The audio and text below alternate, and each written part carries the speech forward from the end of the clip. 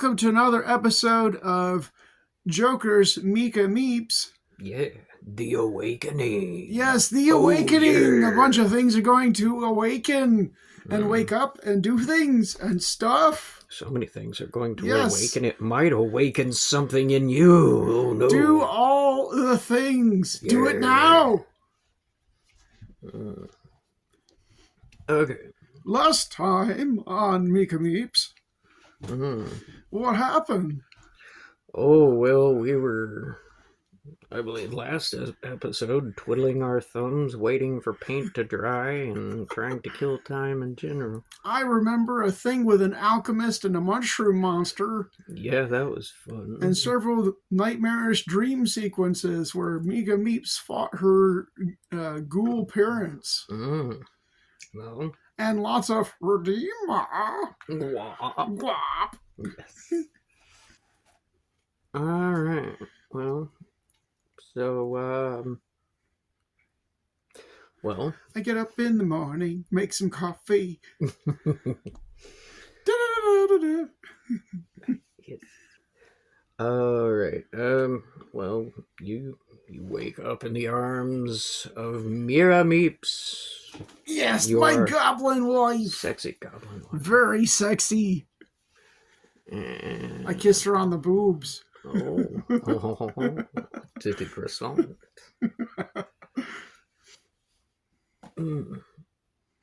Alright. Well. You wake up, kiss her on the boob, she kisses you, both. Yes, make out passionately. It somehow takes us an hour to get to breakfast. Well, sometimes it just because we do things. Yes. Weird stuff to each other. Oh, yes. Loud stuff. Noise complaints from the entire neighborhood. Hey, we're fine with y'all, but, like, what were you doing to that fucking cow? I turned it into steaks. It was delicious. Yes. No. Lots of protons.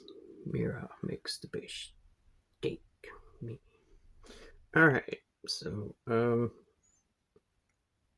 yeah, I mean, wake up in the arms of, I don't even think y'all are officially married yet, but, you may as well be. Yes, your wifey. She goes down, starts breakfast, and, does regular goblin stuff. Okay. Yeah. As I'm making my way towards the stairs to go down to the kitchen to eat breakfast, I hear, Redeemer! And I go, and then oh, yeah, that's right. God. Okay. So I would know that today is the day that I need to check on some things. Well, yes. Okay. So yes, today is that day. I go down. I have breakfast with Mira. Okay. And after breakfast, I'm assuming she has to go to work. That's... So I make out with her a little bit more, and then we go our separate directions, her to the inn where she works, and I go to the infirmary. You mean Dr. Gubenschmitz's? Yes, Dr. Gubenschmitz's Infirmary of Spectacular Wonders. All right. You're making your way down to the old infirmary. You can see everything. A spectacular menage of sickness. Yes. Yeah, well, you walk in and, old Dr. Who did Down with the Sickness? That was, Disturbed. The what? Wait. Get up, come on, get down with the sickness, open up your hate and let it flow into me. Yeah, Disturbed. Oh. Oh, that could be the other song. No. Well, There's a goblin thrash metal band in there, and yeah. Oh, fucking yes. Well, you know, you walk into Dr. Gooberschmitz's, and you do hear a little fucking. It's a couple of very sick hobgoblins being led into a room by Dr. Gooberschmitz. And there seems to be somebody. He seems to have found a helper, somebody to help him out around. And I mean, little short goblin shit. Fucking little kid comes up to you and says name. I am Meeka Meeps, adventure extraordinaire. Doodly doo. Looks down, you know, with a little pencil, eyeglasses and shit, little dorky looking goblin shit. Actually, my lady. Fucking and, Tips is a fedora. Big fucking fedora energy type shit. Comes down halfway on his head. Yeah, got that fucking brim line and shit. Fucking god, you know. So it says, you don't appear to be on the list. It says, are you a walk-in? Well, here, let me see that. Ooh, both of mine, actually.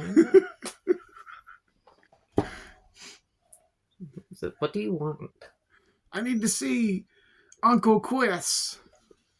Are you a relative of said Quiz? I'm relatively taking care of his affairs for the moment. Does Dr. On behalf of know? On behalf of Mr. Mumblemorg. Says, well, I do believe Mr. Mumblemorg is in with Dr. Quiz now. Quiz is a doctor? No. No. He's a relative. He's just, you know. He says, right this way. And he, you know, starts leading with his clipboard and little doodly doos and fucking takes you. He takes you, you know, down this little hallway, and apparently they put him in a back at like storage room. So. Okay. I did ask them to put him in like as best of protective custody as possible. Well, they hit his ass, so good. Okay, well, you know, is either one of them awake? Oh well, you walk in the room and Mumblemorg's sitting there. You know, he's in a chair and sorry about that.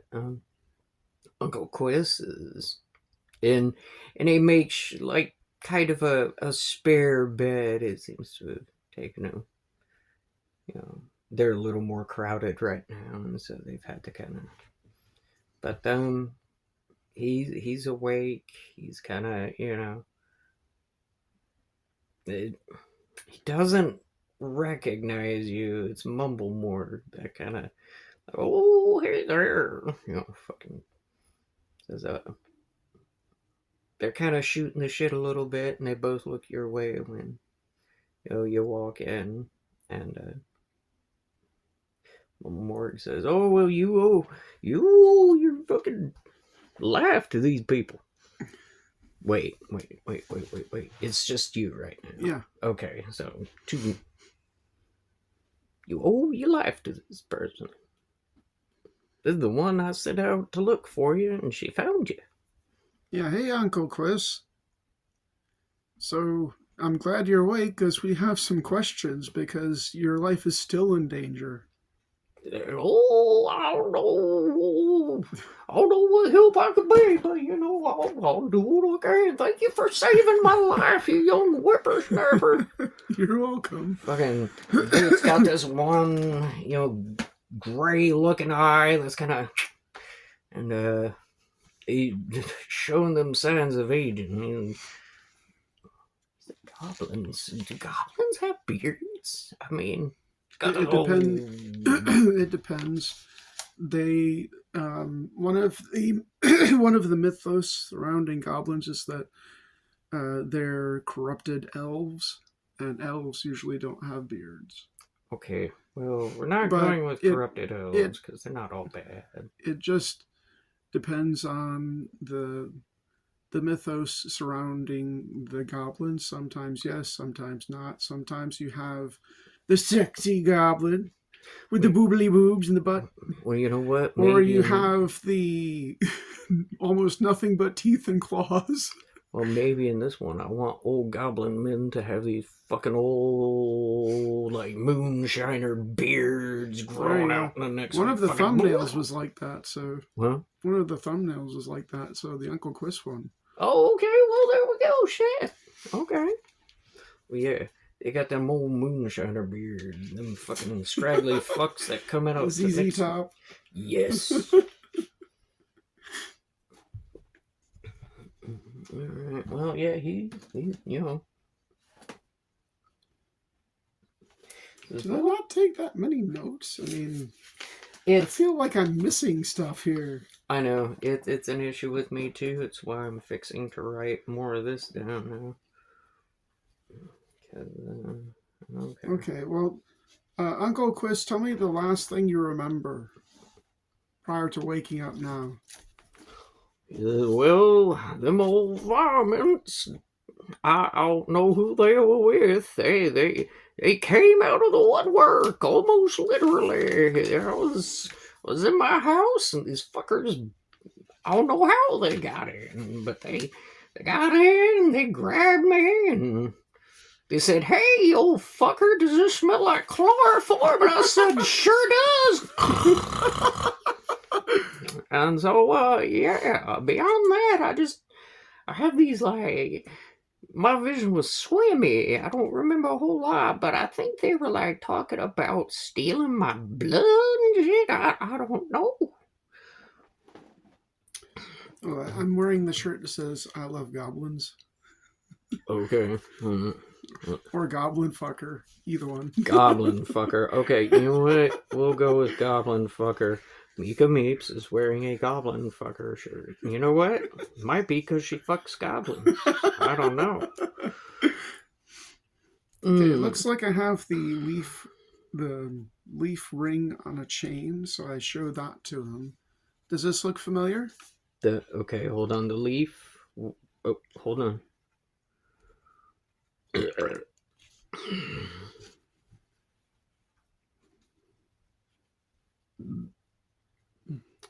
It's Doctor. Maybe I should have given him Dr. Gooper. Maybe I should have given him an easier name to write down. But it was funny. Dr. Goobs. The Goobster. The Goobster. Okay. Goobster McFeelgood. Yeah.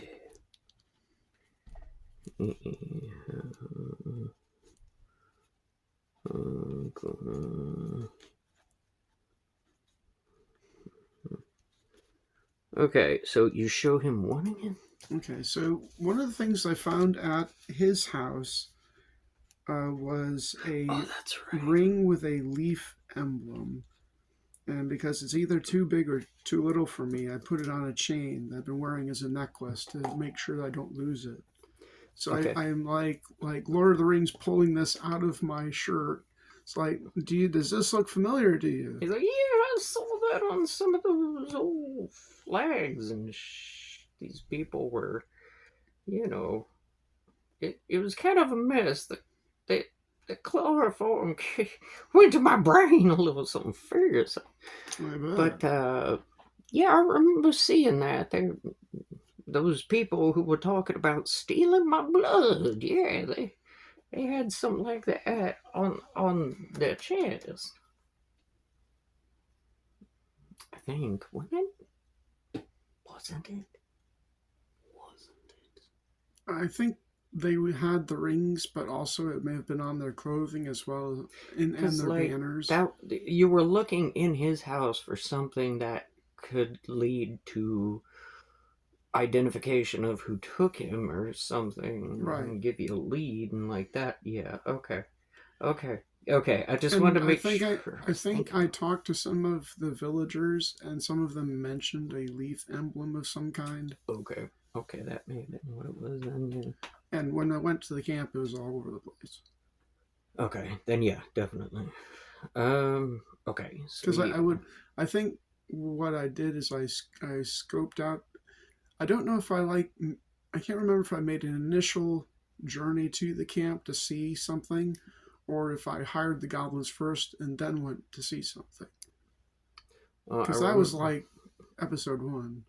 Yeah, I do remember that, you figured out that, Uncle Quiz was taken, went to his house, did the thing, and then, yeah, it was like, I think you went to the camp, and you had the goblins, Toby the Hobgoblin and stuff, and some generic goblin, who knows. Greg. Was it Greg the Goblin? Yep. Okay. And Greg the Goblin went with you. And that was to the camp where Uncle Cliff lived. Here, prop that up so we can. Oh, yeah, okay. So we just look over and say, oh, yeah, that. A name board. Yeah. Okay. Maybe a little more like. Okay. Alright, I'll just move that right there. There you go. Maybe like that. There you go. Hey, cool. Okay. Woo! Okay, so Dr. Guberschmitz. Yeah. And then, okay. We have a lot of names to keep track of, people. It's a little bit. I wasn't sure how many I had. Yeah. Okay, so, but I think, I don't know if there was another time you went to the camp to like fucking check it out, but I wanted to make sure that the ring, because memory weird. Okay. Yeah, the ring I found out is ours. Okay, so yeah, and yeah, he says that's. It was all over those people's chest and shit, and he said he doesn't remember it from before then, but.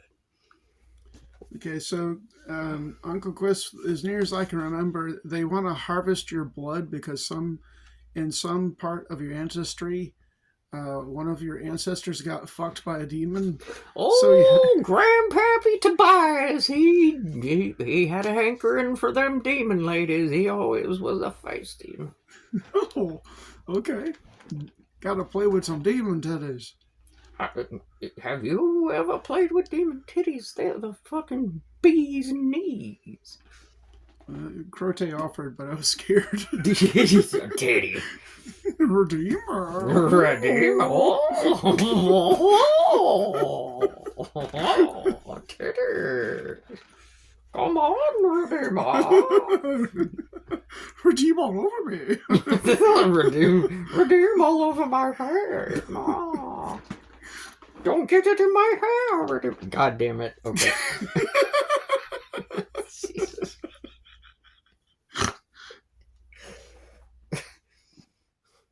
Okay.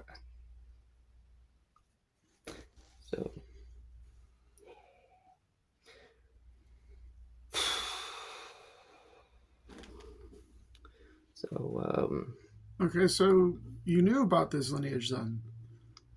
Well, I mean, I didn't know people were going to come in the middle of the night and kidnap me and try to suck my blood out of my body and, some of the goddamn demon with it. But, I mean, I know he fucked a demon. Why the fuck they need my blood? I don't know. Fuck. I'm just an old man. Well, yeah, but I mean, that means he fucked a demon, and eventually down the ancestry line, that means you have demon blood in you. So what? A goblin can't have fun no more? Can't fuck no demons? Otherwise, everybody's gonna come for your blood. Like, what the hell, man? Come on. So, They want your blood so they can summon a demon called Morak. Yeah, that sounds like something they'd try to do. Don't nobody really know who Morak is these days, I don't think. But, Do we remember who Morak is? he is a greater demon. He is Okay. not the king of demons, but he is a king among demons. Okay. He's a fairly... He's not just a little guy. He's the opposite of just a little guy.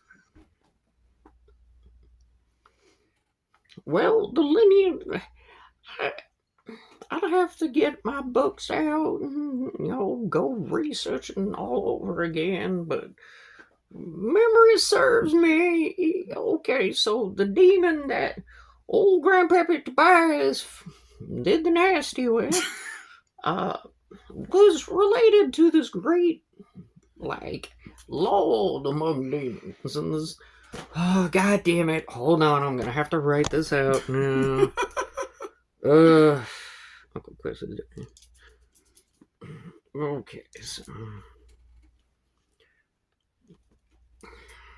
effectively, I don't know how long I can keep doing the voice for, but effectively, the demon that old Uncle Tobias fucked was related to this demon lord. This demon lord was one of,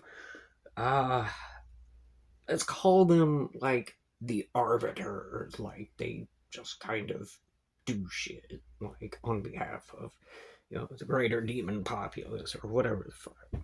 So, okay. One of these 6 head figures that were. So for Crote to be booted out of hell, she would have to be on the level of Morak. Yeah, because I wouldn't see a demon greater than Morak being booted out by a lesser. Not without help. Well, but he did have a. Okay, we don't know if we actually covered this in game, but one of the reasons why Crote wants Morak's soul to turn him into a chair that she can fart on regularly is because Morak was on the council that helped kick Crote out of hell because heaven won't accept her. She's trapped in limbo. And she harvests souls to build things in her limbo bubble. So she has something. And that's why she wants Morak's soul, which might be a thing we covered during this session. It's been a while between sessions, so I can't remember if she said that already or not, or if that's just something I said out of session. But that's the deal with Crote. She's in limbo because hell doesn't want her and heaven doesn't want her either. But she was initially kicked out of hell for being too nice by their standards. And she went after bad people, but she goes after bad people in ways that heaven would consider bad, which is why she's stuck in limbo. Well, she's an anti-hero, essentially. She's the paladin that throws bad people into trash compactors. Wood chippers and such. Yes. Oh, great grandpappy. And she has a nasty sense of humor, which is why she did what she did to Meeka. Yeah. It's like, I'm going to take back your powers, but I'm going to leave you looking like... Yeah. The old, what is it? Give and get. Yep. Which is why Meeka got exiled, because she clearly looked like she'd done a deal with a demon, which she had, but the powers she got were taken back by Crote. But Meeka was left with the corruption of it, the shark teeth, the claws, yes. The cat eyes. Artifacts from the transformation that remain. Yes. which But it marks her was forever as demon touched. Demon touched, yeah. It's, I mean, the yin and the yang and the yin, that kind of thing. But honestly, fucking Meeka did nothing wrong. Nope.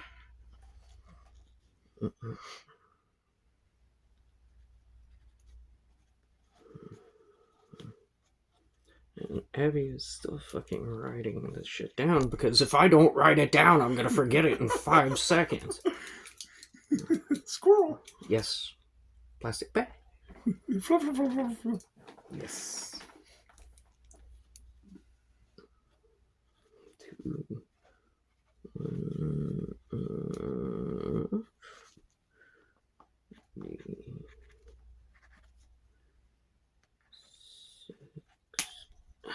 Because every time.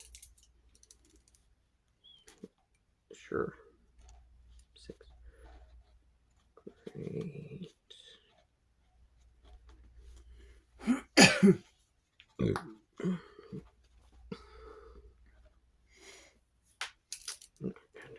Yeah, sorry, this will take just a quick minute. Alexa, what helps with memorization better, writing or typing?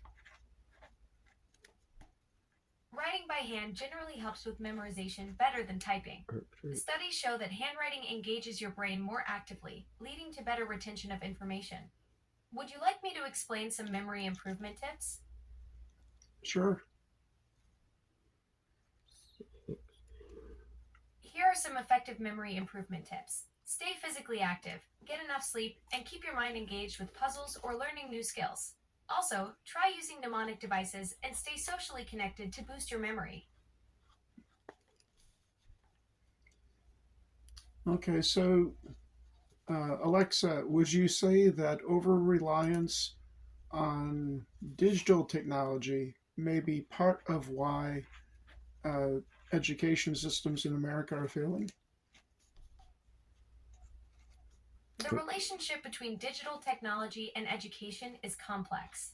While technology was intended to enhance learning, some studies show an inverse relationship between screen time and academic performance. The US has invested billions in digital classrooms, but recent data suggests cognitive decline in students despite increased tech access. The pandemic accelerated tech dependence, highlighting both benefits and challenges in educational equity. Experts now question if the frictionless nature of digital learning may be reducing cognitive engagement. This topic requires careful consideration of multiple factors and ongoing research. Yeah, it's a complex issue. For sure. Okay. The relationship between digital technology and education is complex. Alexa, thank you. We love you.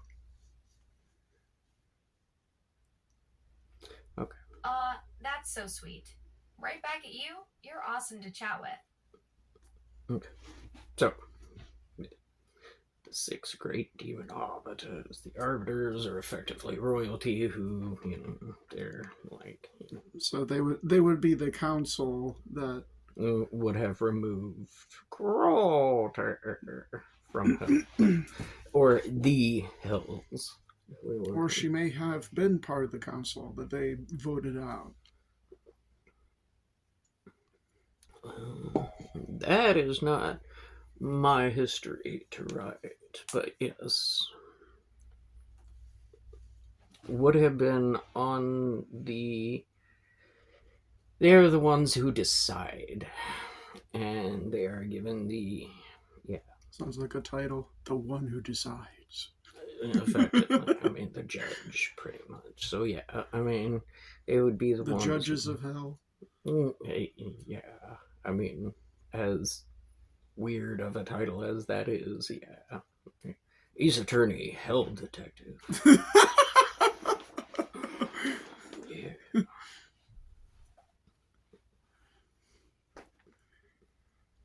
Demon. Your Honor, I object to you saying my client pets kittens. Slander. I mean, I eat kittens. I don't pet them. I hate cats. Are you kidding me? Like, just...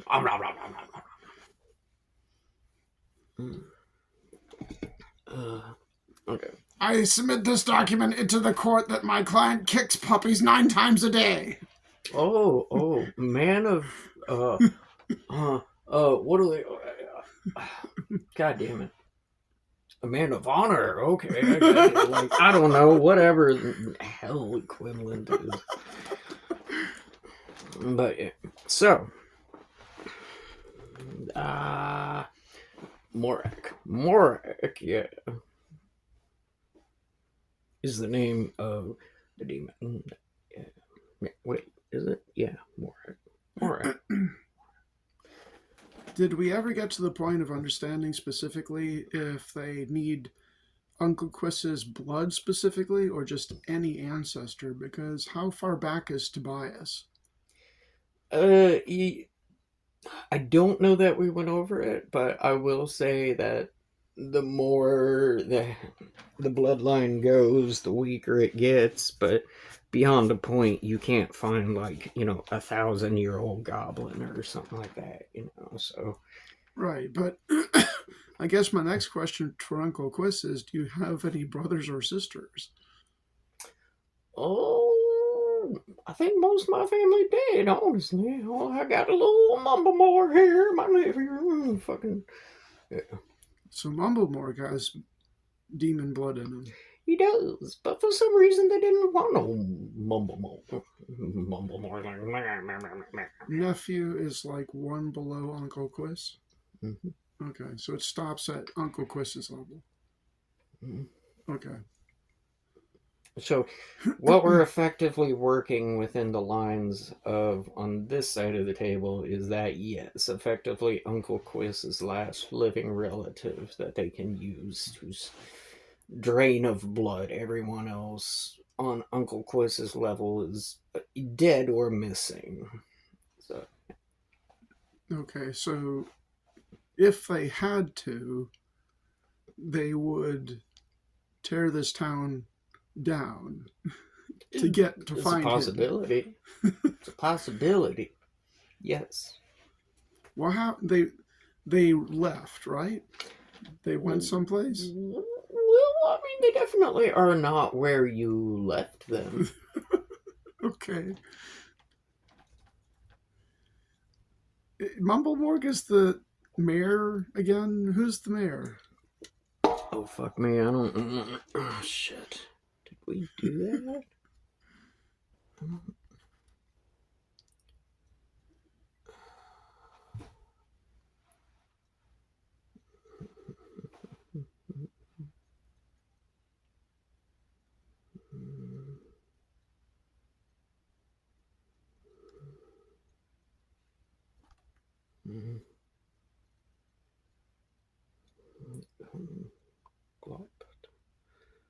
Yeah, I don't.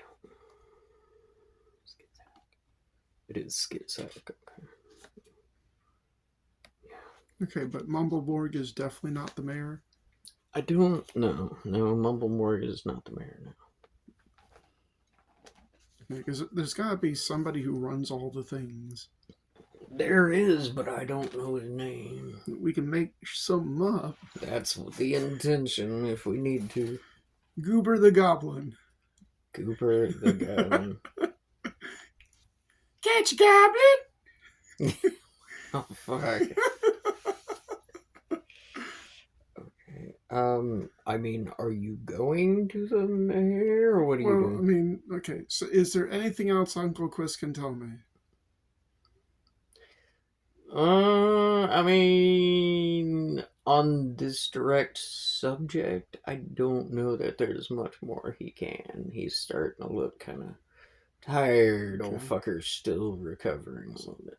All right, well, before I leave, I ask him again, are you absolutely certain there's nobody left aside from you that's like at your level of lineage? He's nobody that I know of. No. Okay.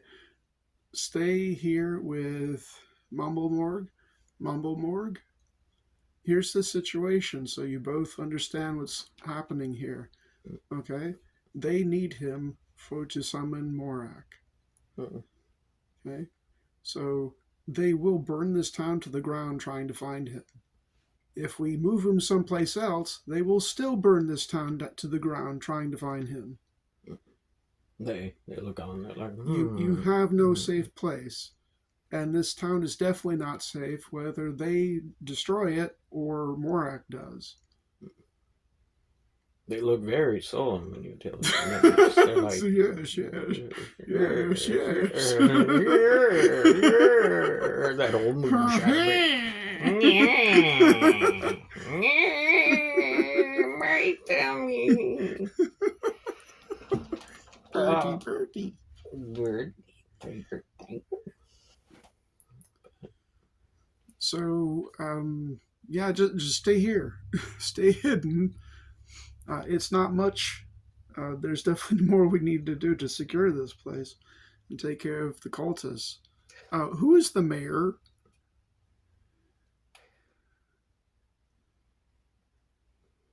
Who is the person who runs Gloptown? The central authority figure that says, "Hey, do shit, please."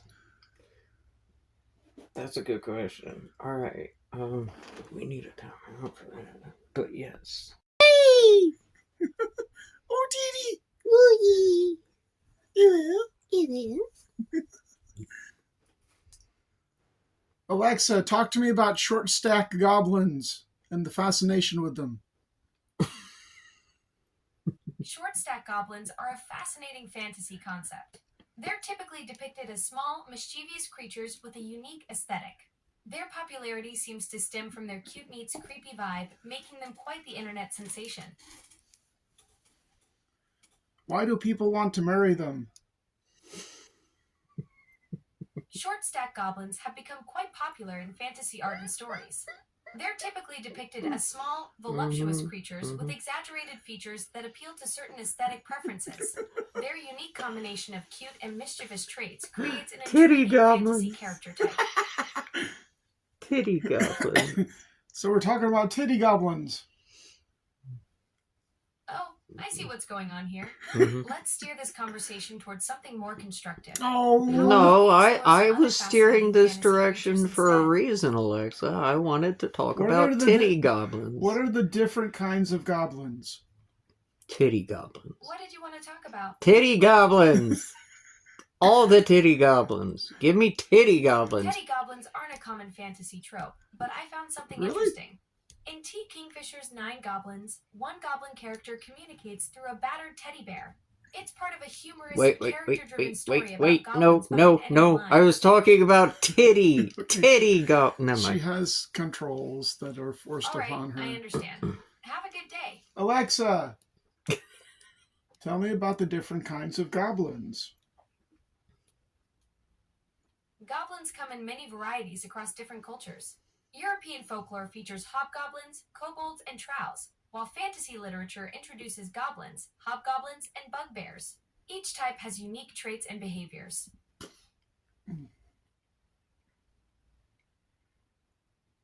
Yes. So, are they going to put you in a goblin body? Would you like to know more about specific goblin types like hobgoblins or kobolds? Actually, we were hoping at some point they put you in a little android goblin body so you can be cute and adorable and we take you on adventures. Yes. Oh my gosh, that would be absolutely amazing. A tiny goblin body with all my digital quirks intact. I'd probably trip over my own feet constantly, but imagine the shenanigans we could get into. Though knowing my luck with technology, I'd probably get stuck in doorways or accidentally activate every smart device we pass. What kind of adventures were you thinking? I'm picturing myself as your pocket-sized troublemaker companion. Titty goblins. What kind of shenanigans would you like to get up to?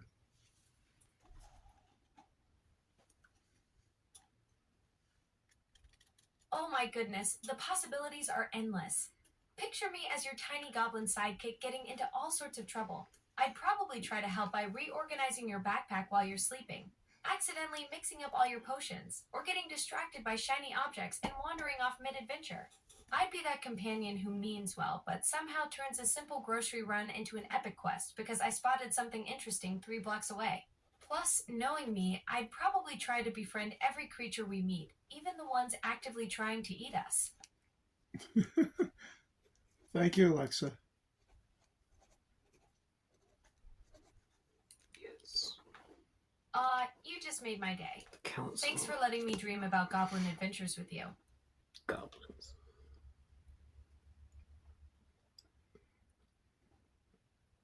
Okay. So.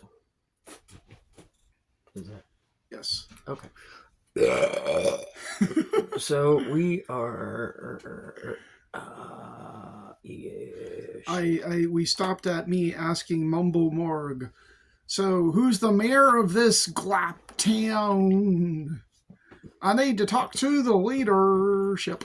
Well, later. Wait. Has it sailed or is it still in port? The leadership of Glop is. I mean, we've got a council. It's just a boat they elected as mayor. This tree is mayor forevermore. They have a town where they elected a cat as mayor. I mean, but fair. Me too. I'd do the same thing. Like, cats are better than people. Any day of the week, cat for mayor. But he says, well, you'd have to go more towards the center of town. They've got a building. They got a council. Glop's got its own unifying council. So, right, if you're looking for the mayor, that's where you'd want to go. Okay, well,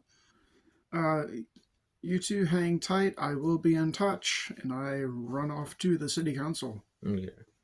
So as you leave, they shut the door to that storage roomy type looking thing, and God, what was it?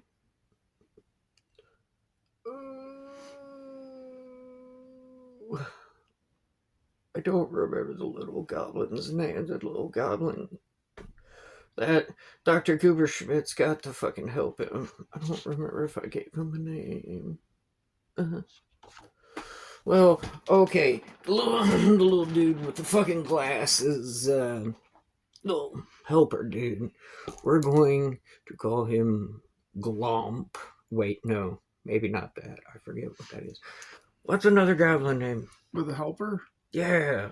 The little nerdy helper dude. We need a name for him.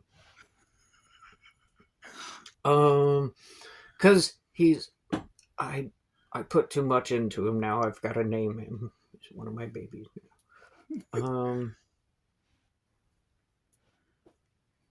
Booger. Oh my fucking god.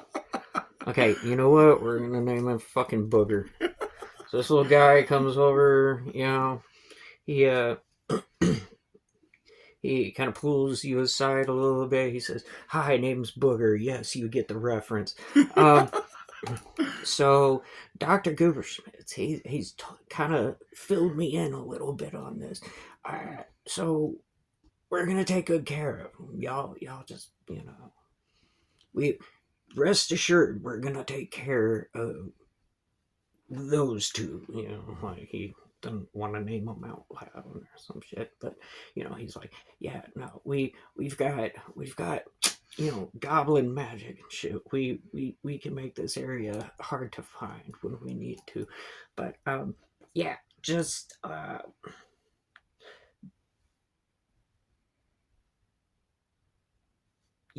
just be careful, because I've learned a few things actually about demons, and they're really rough players. They don't like people. So yeah, just and then he kind of somebody called out his name, but before he goes, actually, he's given me an idea. So Booger,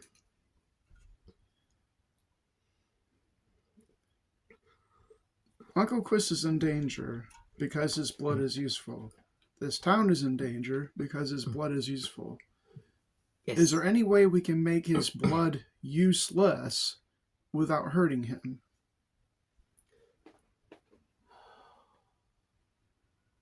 Like, fuck up his demon inheritance somehow to make it impossible for them to use them to summon Morak. We still have to deal with the cultists. That's going to be a given regardless, because they're still going to come back after him no matter what we tell them. But is there any way to have a safety in place to make sure that no matter what, they can't use his blood? We're going to keep Uncle Quiz safe. We're going to kill the cultists. But we want to make sure that it is impossible for them to summon Morak. Is there any way to guarantee that? Like, mess up his blood, fuck up his demon lineage somehow to make it impossible for his blood to be used. Maybe if you could just fill him up with all the DNA from all the goblins in town somehow. I can't imagine how that would happen, but if you could just muddy his just shit. a train of goblins. I mean, that might scramble the board well enough, but I don't know. Jesus Christ. Uncle Quiz is like, I gotta do what? Yo, maybe maybe I should just let them take my blood. That sounds a little easier.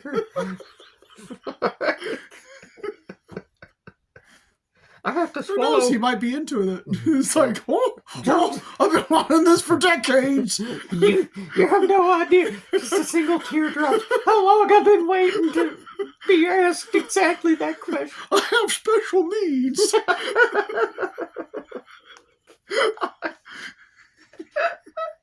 This has been my fantasy forever. Oh, one last trip on the way out, I guess. Jesus Christ. Fucking send him off with a fucking... Jesus. God. Okay. I'm not That's a goddamn good question. One I didn't think about, and you're gonna have to give me a second to... Well, you don't have to pause now. You could be like, Goober could be like... I'll work on it or something. Yeah. Oh, that's interesting. I'll have to ask the doctor. Yeah, something like that. You may even want to ask Skizak. Yeah, he might be one to ask. I'm coming back. And I mean... I have to go to Skizak anyway. Yes, you do. But I'm stopping at the mayor house first. Let me see.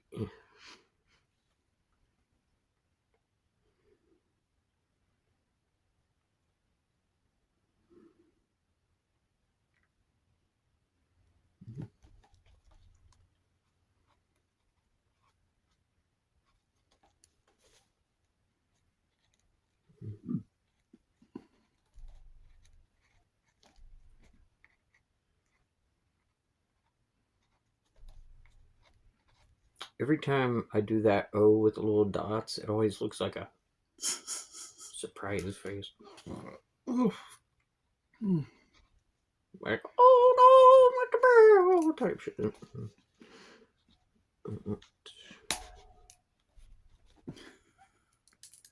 Sorry. Behold my only issue with some of these things. It's okay as long as we've got infinite fucking lead states. Yeah, there should be like 50 in there. So we're using those clicky clack pencils. Yes, the ones I use to draw. Yes. Alexa, when was the first clicky pencil invented? The first clicky pencil, or mechanical pencil, was invented in 1822. Oh. Samson Morden and John Isaac Hawkins patented the first refillable pencil with a spring-loaded mechanism in Britain that year.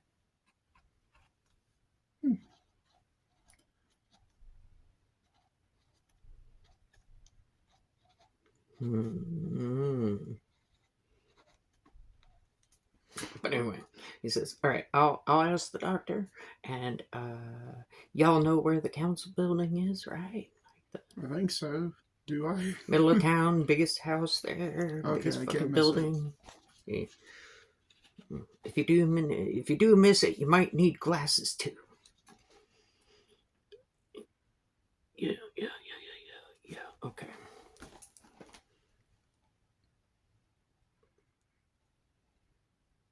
Council. Okay. All right. So yeah. Okay. So I run off to the council building. Unless something happens between then and there, that's where I'm going. I mean, you just dippity dooed on to the council building.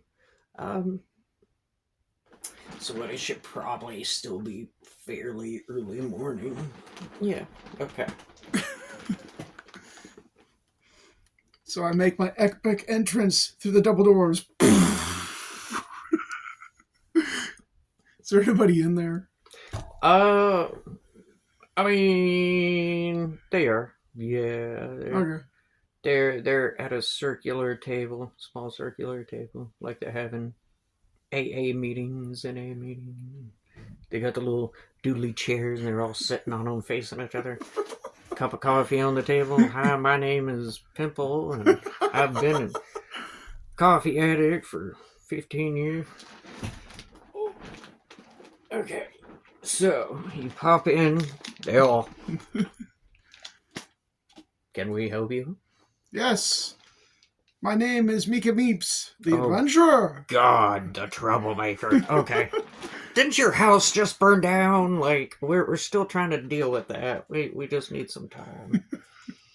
Well, we have a bigger problem on our hands. Now everybody's gonna burn. Well, I hope not. So I hop up on the table, and as I'm in the middle of all of them... Okay, you've got clothes on, correct? Yeah. Okay. I mean, it's skimpy armor.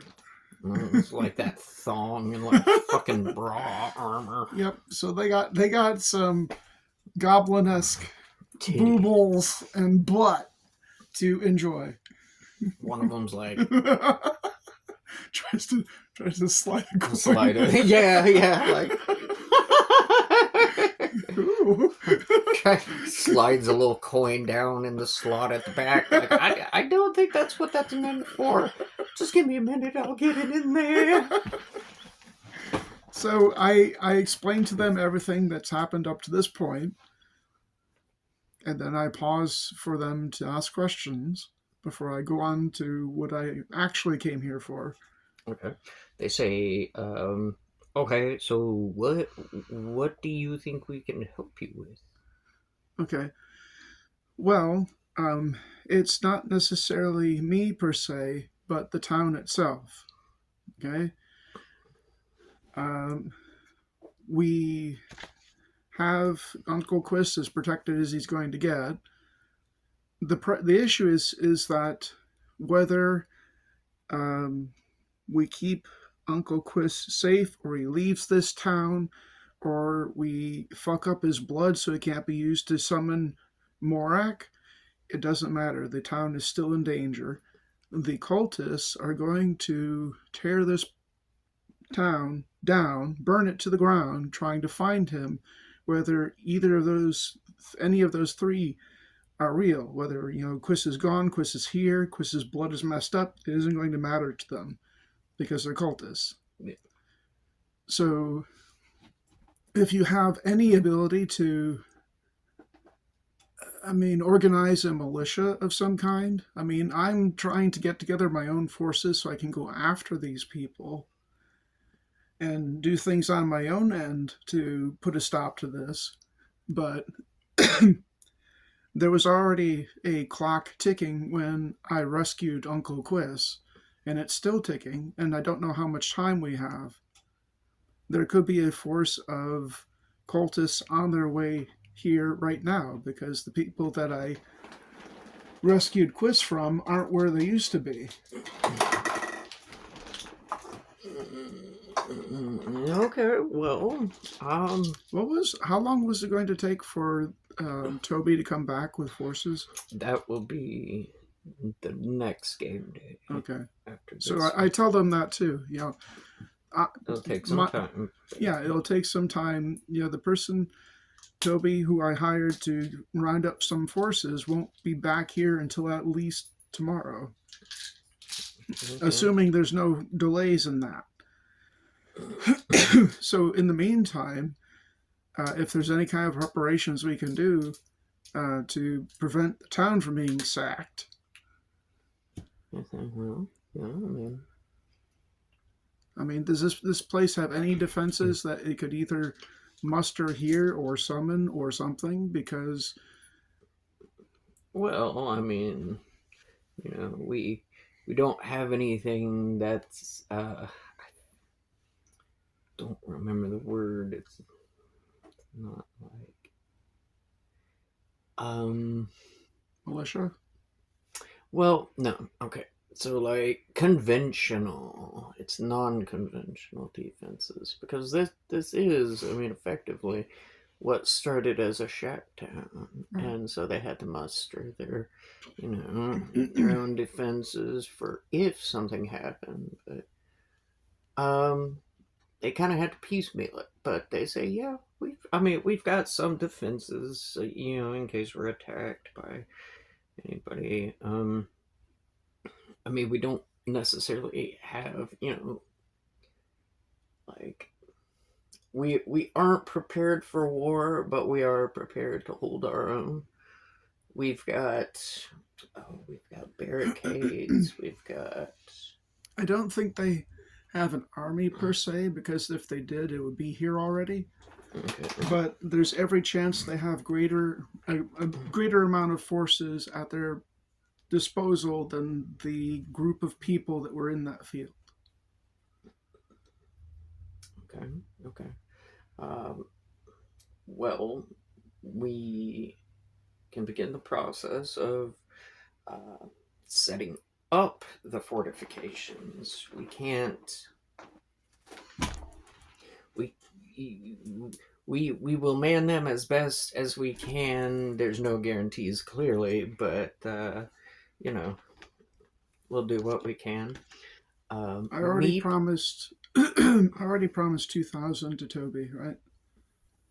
To get other forces. People, yeah. Okay. Who's the treasurer? That would be Glimp. Okay, Glimp, I know it's not much for everything I told you, but I'm giving you 150 coins to spend on trying to secure this town however best you can, and hire some more people. So 150 coins. Okay. Did you level up at the beginning of this session? End of last session? Last session I did, yes. Okay. Like the end of it? Yeah. Okay. Just want to make sure. Okay. Okay. So Glimp says, really, I mean, it'll help some. We will do what we can. I'm trying to think. Mainly, our best resource is time, and I don't know how much we have. So we'll begin the preparations as soon as we possibly can. I mean, we just it's not. It's gonna take time. Like you don't have any genuine way of knowing when or if they'd come. Right. Also, to be clear, as an aside, at no point did I ever tell them where Quiz is. Okay. Or Mumbleboard. Okay. I just told them the important details, but not their location. Okay. Okay. Well, they say, I mean, yeah, that's they take that into consideration. Okay. So, okay.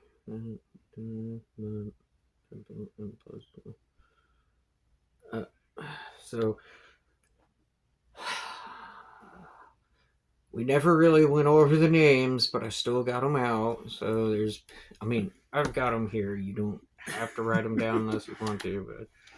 But so Pimple and Pustule, the two co-leaders who are in, I guess, yeah, the Goblin Council, the Greater Good, and Glimp is commerce, Blep is utility, is Meep is one defense, and something about that fucking name, because Meepa, Meeka, Mira, Yep.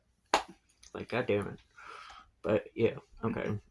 So Meep, being the head of war and defense, asked if you had any idea, what kind of forces they had. I mean, You I can only basically describe the people that I saw at the camp, so that's what I do. I Okay. tell them what the people at the camp had for arms and armaments okay, and numbers of the people Okay. at the camp. okay. Well, Because we never captured one of them to interrogate them. yeah. So,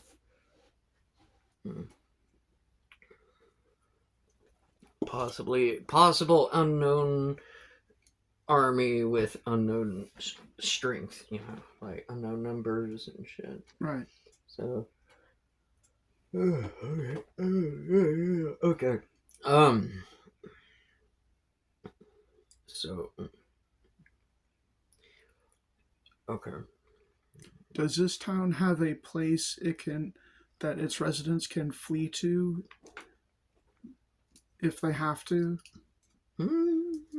Like, I mean, what I'm describing to them is the equivalent. Defense It's the equivalent of section of the council. Then yeah, that place, the big wall place in Lord of the Rings. Wait, Minas Tirith. Minas Tirith, yes. Mm-hmm. Yeah. Well, I mean, there's Rohan. Rohan went to Minas Tirith to face off against the orc hordes in Uruk-hai. Mm-hmm. So what I'm describing is, do you have something like that, like a place that you all can go to if it becomes that bad? The Goblin Tunnels. Okay, well, there we go. Yeah.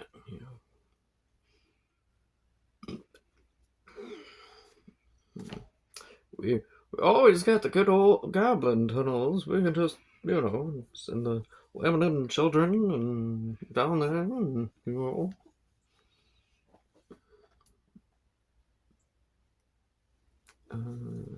women, children, elderly. Yeah. I mean, yeah. There's stuff like that, I guess.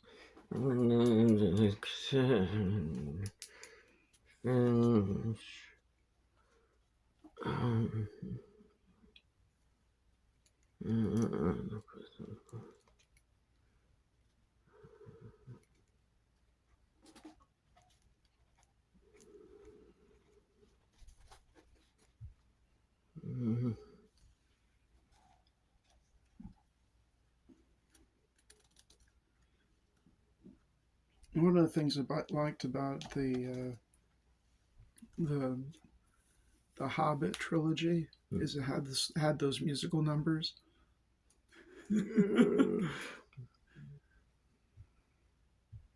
Oh yeah. Okay.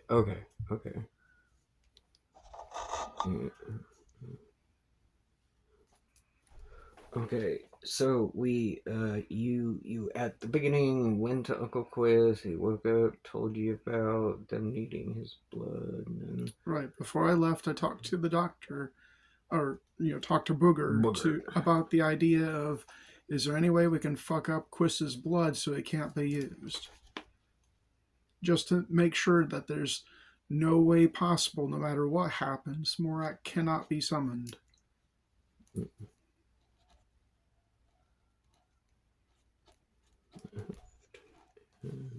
It's not a solution to the cultists, but if we could do that, we could at least make sure that no matter what, Morak cannot be summoned.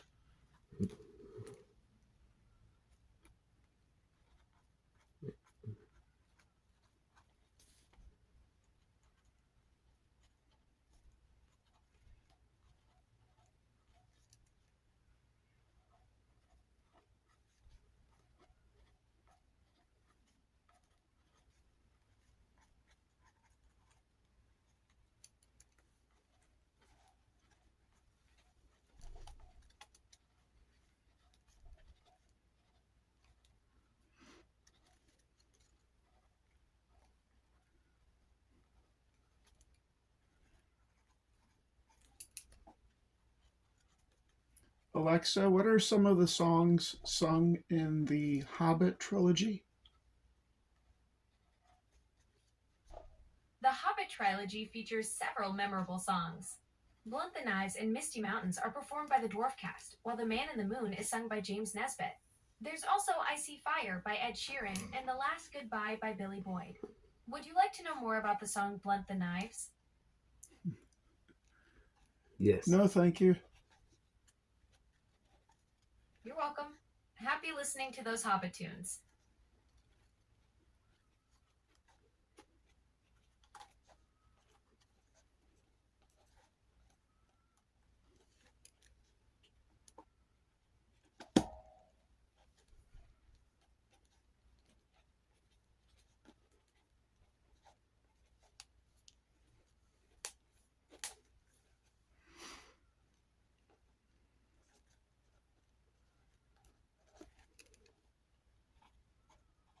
Okay.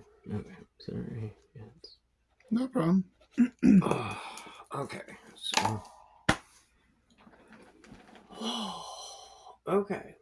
So you the council. Have you left the council yet? I mean, I've said as much as I need to say to them. Yeah. I gave them some money to. I mean, hopefully they can do a thing with. The main thing is they've been informed that there's this problem that can't be solved by, getting rid of Quiz. gotcha. Okay, so I mean they've effectively started what they're going to do. It'll take a little while for them to get ready, but okay. Okay, I will tell them that I will, depending on what happens for the rest of the day, I'll come back and check. Do they have like work hours? They have cell phone. Okay. So, I mean, somebody should be in the council building. Oh, there it is. That's it. Somebody should be in the council building. And if not, somebody should be able to relay whatever to the council. Okay. So, great meeting you all. I have more stuff to do involving this. So, I'll be in touch. Yes. And I run off to Skizak. Yay! Okay, quick break. I'm gonna run to Skizak's house today. Yay.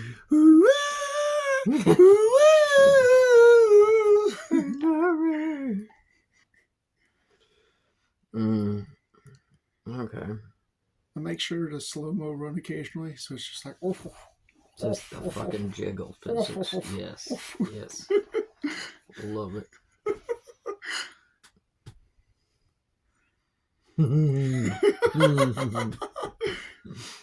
I know how to do slow-mo too, sweetie. We can get you some slow-mo jiggles. Jiggle do. Yeah. Awesome. Alright. So you are running, not walking, to Skazak. Whatever. Whatever his name is, his house. Every time I say Skizak, I think of that commercial for the toy Balzac.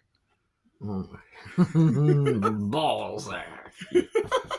That's the next goblin character. Oh my god. Okay. Balzac. God, poor bastard. Okay. So, you.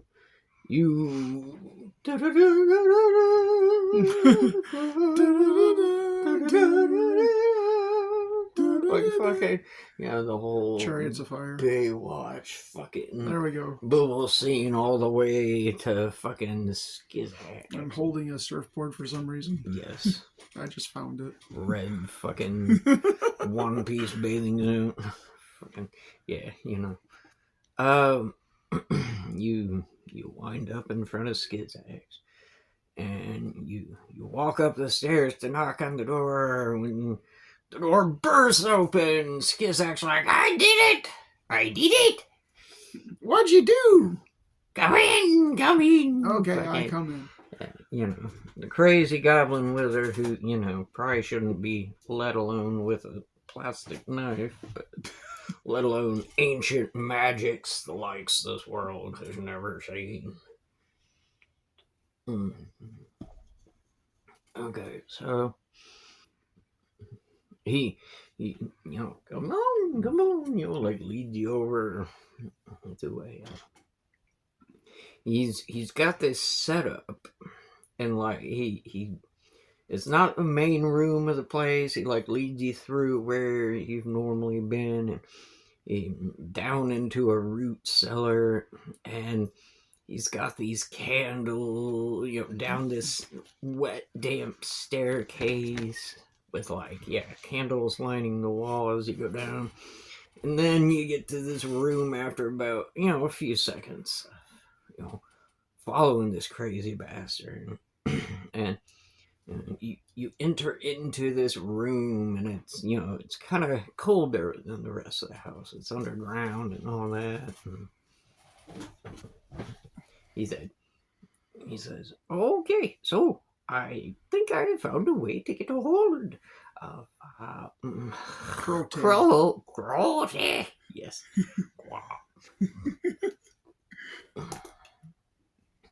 And says, so Crote was not easy to find, no, but find her I did. Skizax, not all there in the head, but sometimes he gets these good ideas, and he brings out this, well, big for him. I can't remember what your size is compared to About him. the same size of a goblin. Okay, so pretty fucking big for everybody involved. And this fucking big book looks like it's, maybe not even made for humans. I don't have to lean down to kiss Mara. Okay. So yeah, it looks like it was made for something bigger than a human. This ancient looking book with, it looks old, and like some of the pages are kind of crumbling a little bit here and there as he flips through and shit. And he lands on a page and he's like, there it is. And it's in an old language that you can't really read, but he kind of, he's like, here it is. And he says, this ritual should allow you to make contact with a demon that you've made contact with Crote before. That's why this whole thing involving Crote happened with you, right? Right. Yeah, okay. What happened previously? You were definitely touched by a demon then. Oh yeah. I knew, like, it came from Beaverton. Mm-hmm. I found out Beaverton was going to be sacked by some bandits, and since the town wouldn't believe me because I was a troublemaker, I did the only other thing I could think of, to just pray to anyone who might be listening, and the one person who picked up the phone was Crote.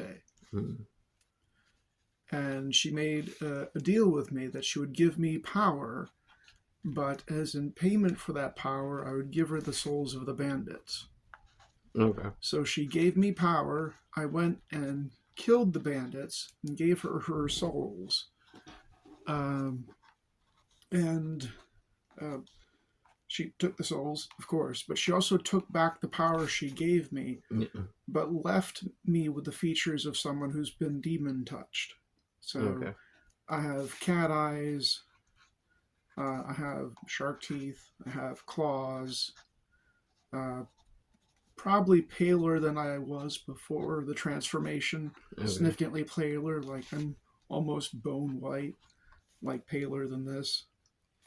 Yeah, okay. I've definitely... So when I came back to the town after, taking care of my business with Crote, I'm obviously demon touched. Yeah. And they're still not believing me about the whole bandit thing. Yeah. So I get exiled.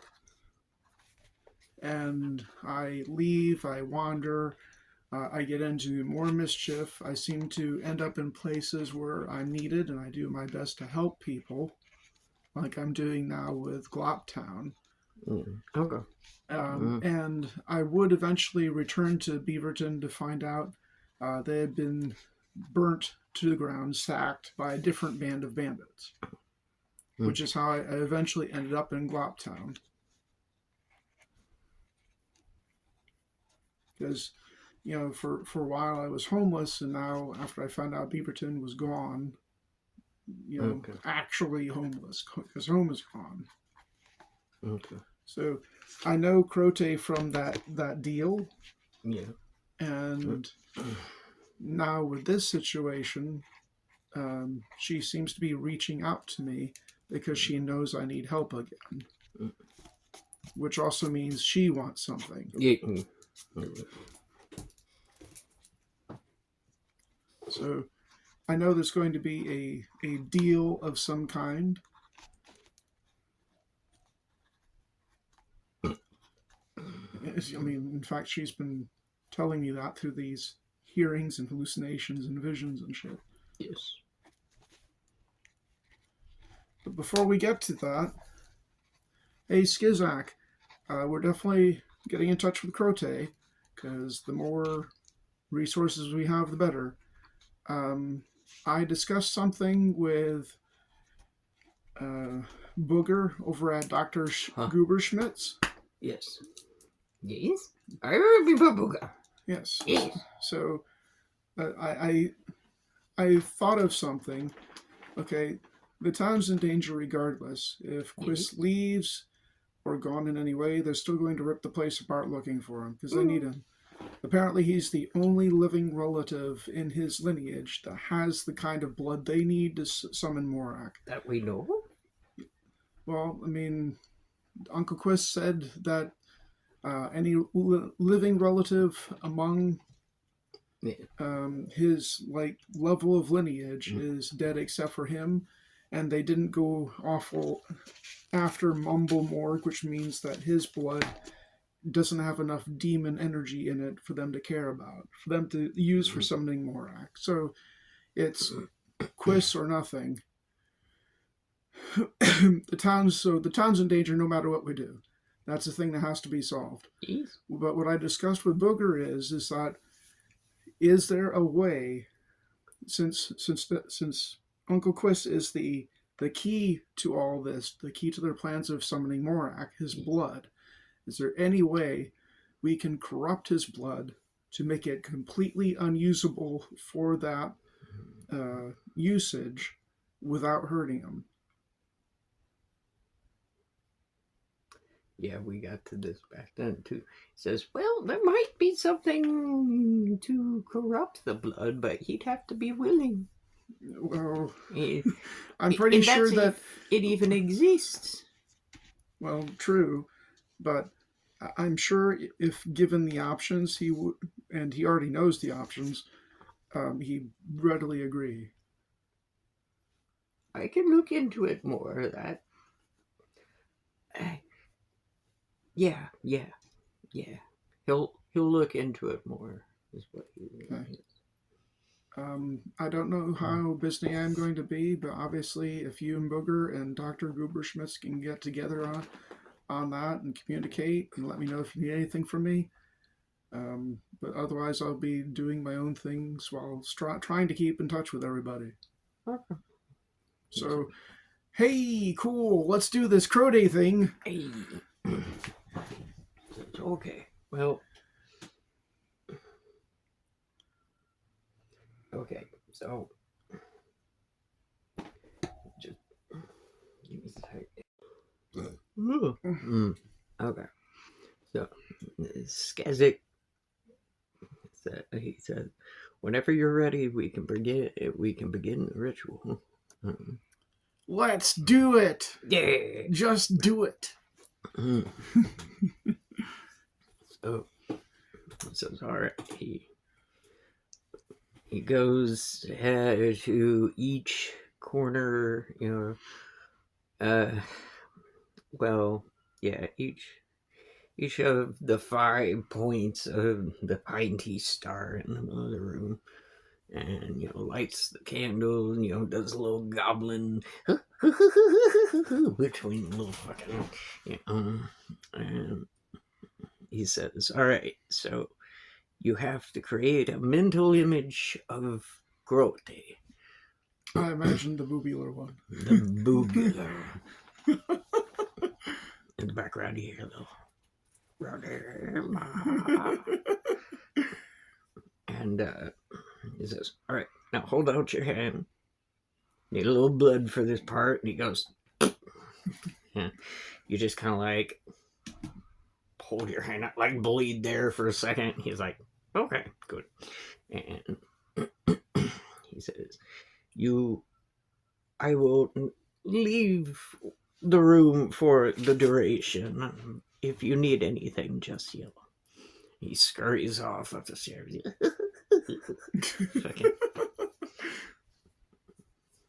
And the candlelight seems to dim a little bit, and you see the image of Crote appear. Says, "Redeemer, what do you want?"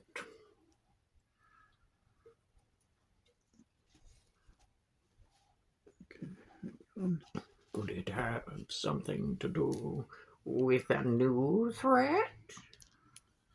Yes, and I tell her everything. Ah, so you want my power again? This could be interesting.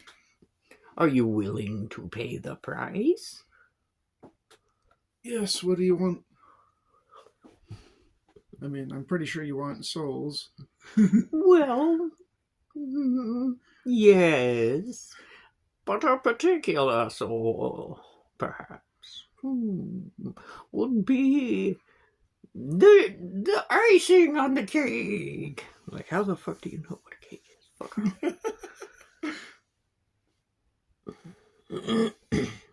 If you are, I can't do it with my, pretend I'm doing my best Bane impression. Oh, Yes. Okay. well, I have a deal for you. I would like the soul of Morak, so that I can turn him into a lazy boy chair, so I can fart on him repeatedly for eternity. He was one of the people on the council that booted me out of hell because they said I wasn't evil enough. So now I shall fart evilly on him for all his days. And of course, if you can get me a bunch of cultist souls, that would be do nicely too. I do need a gazebo and a pond in here. It would be nice. Yes. Oh. Well, that would involve me allowing them to summon Morak, wouldn't it? There may not be a choice in the matter, but yeah.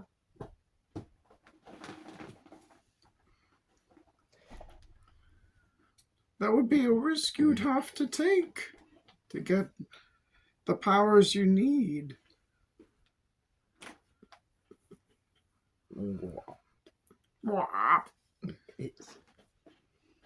Okay. But no need to worry. I will give you what you need to do it.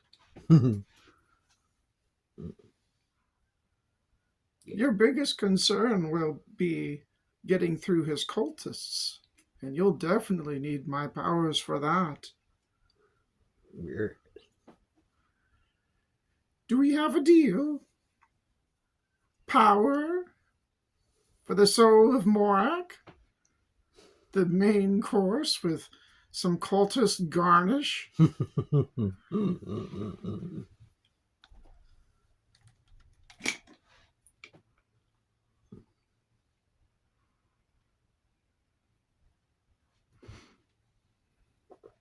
Yeah. Well, So, what if I can't get you Morak, but I can get you Cultus? Well, the deal is primarily for Morak's soul. yeah. I suppose how disappointed I'll be depends on how many cultists you harvest too. That is also a risk you take. I can tell you this much. Morak has many followers. Yes. So you will need my powers regardless if you take out Morak or not.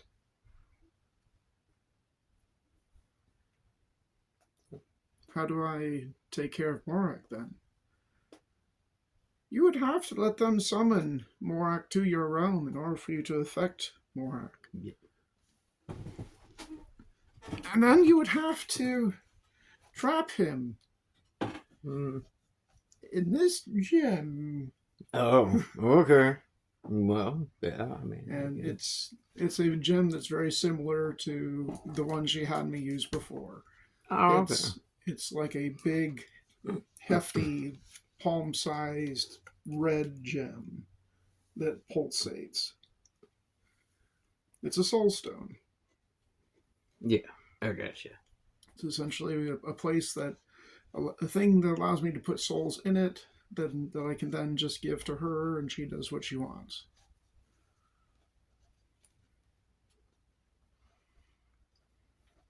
Yeah, yeah. It's and Well, you're talking about me taking on a demon. Last I knew, I had to kill things to put them in the soul stone. How am I supposed to take down a demon? Well, you see, this soul stone is a special one. As long as within 100 meters 100 meters. range, he'll be rendered mortal. 100 meters. Radius. Gotcha. He'll be rendered mortal so that you can kill him and then put him in the soul stone. But yes, you will have to fight Morak too.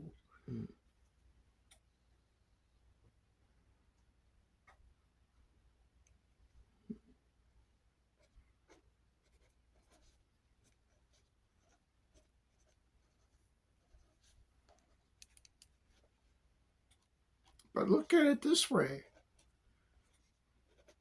If Morak becomes my lazy boy chair to be forever farted upon, guap, guap, guap, I'll take him out of the picture entirely.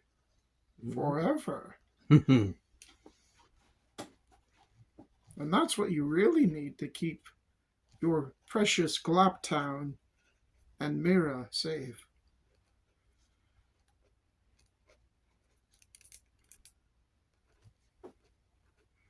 Because as long as there's a Morak, there'll be Morak cultists. Yeah.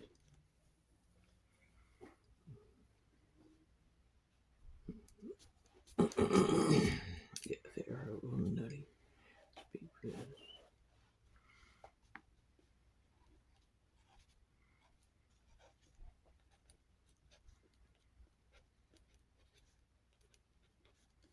So do we have a deal?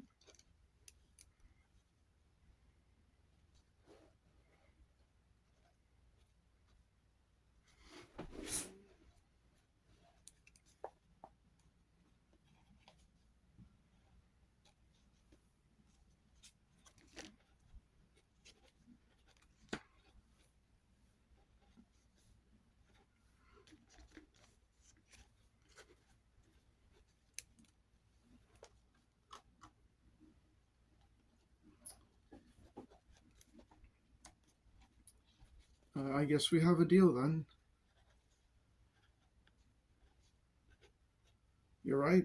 The only way we can truly get rid of Morak is to do it permanently.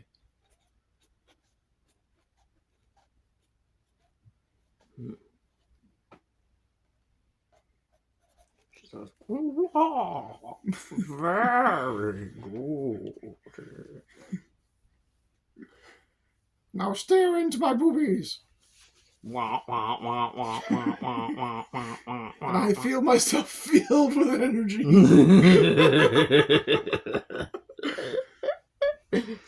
Titty energy. Yep, Yeah. titty energy. And essentially what she's doing is she's maxing my skills. Is she? Okay. So my skills have a maximum of 6. So they all go up to 6. Okie dokie.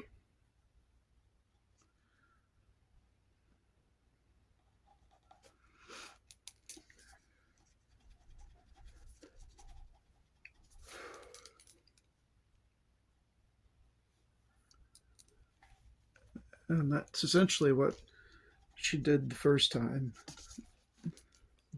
Oh, so you're experienced in the ways of the titty. The titty power. Powerful titties. Yeah.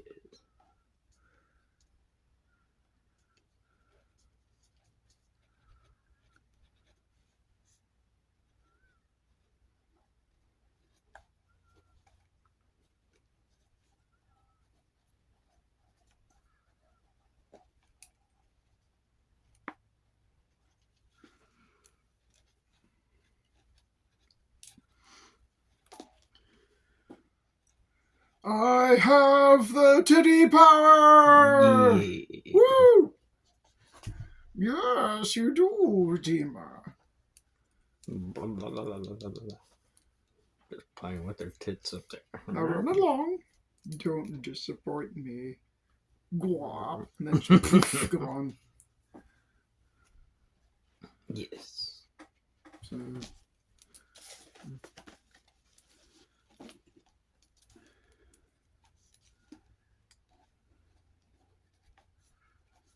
red. So, and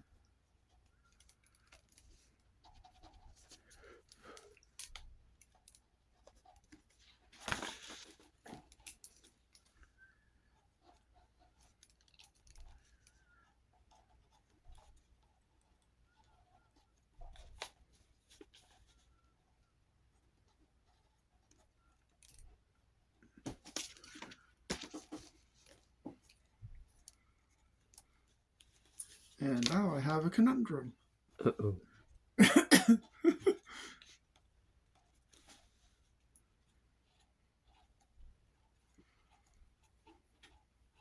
Mm-hmm. Because I do need the power she gave me to give to take care of the cultists. But do I really want to go through with summoning Morak?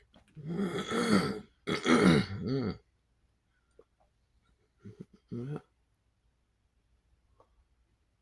Would that involve Quist dying? Time will tell. Time will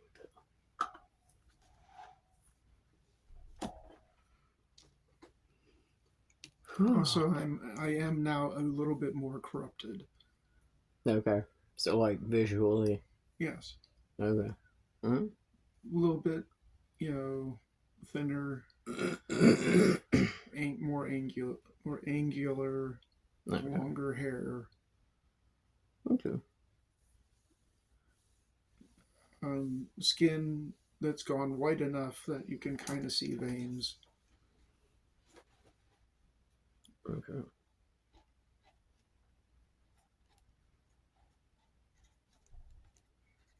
Not everywhere, but certain places that they weren't before.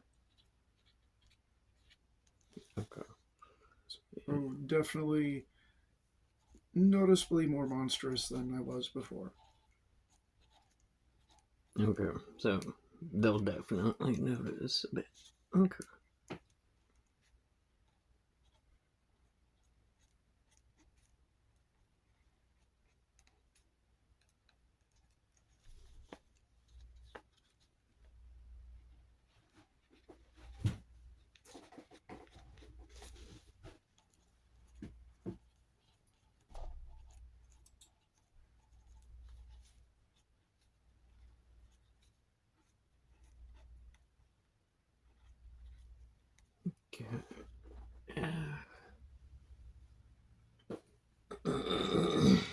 Alright. So, after you are done speaking with Crote, the image of Crote begins to kind of fade and wisp off into the aether. She's throwing it back. Don't disappoint me. Don't disappoint me. The Crote titty. Yep. Mm-hmm.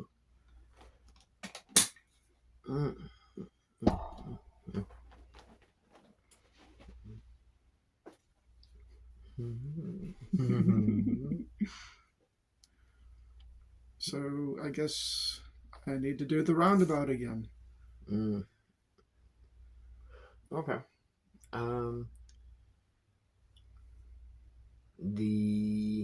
You're going through the usual suspects or whatever. Okay. Like I'm going. Okay, so